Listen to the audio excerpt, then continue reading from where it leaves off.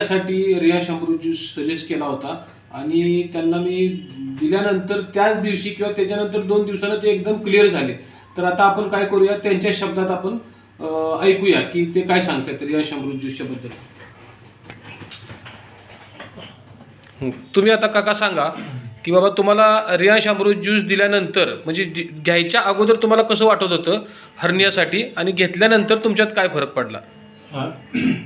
मी अचानकच थंडी तापानं आजारी असं वाटलं म्हणून मी पडलो. पण 4 दिवस पूर्ण संध्याकाळी सकाळी दिवस अजिबात जेवता आलं नाही मला.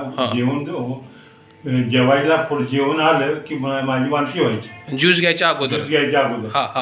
त्यानंतर मी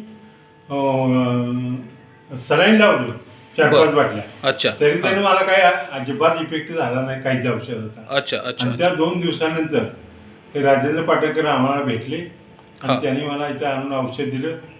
तर माझा इथं बेबीला असं गाठ उठलेली आहे, मोठी गाठ होती का ही साईज? 6 दिवस पूर्ण पोटात दुखत होतं आणि त्यानंतर उचकी लागत होती. अच्छा. आणि थंडीचा बेद होता. तर तो औषध घेतल्यानंतर पूर्ण 2 ते 3 तासानंतर मी जेवायला बसल्यानंतर मी 2 चपाती आणि भात सुद्धा खाल्ला. 6 दिवस अजिबात जेवलो नव्हतो. छान छान छान. आणि आता ते हर्नियाचा त्रास पण कमी झाला. आता हर्नियाच्या पोटातलाही माझं पूर्ण दुखायचं.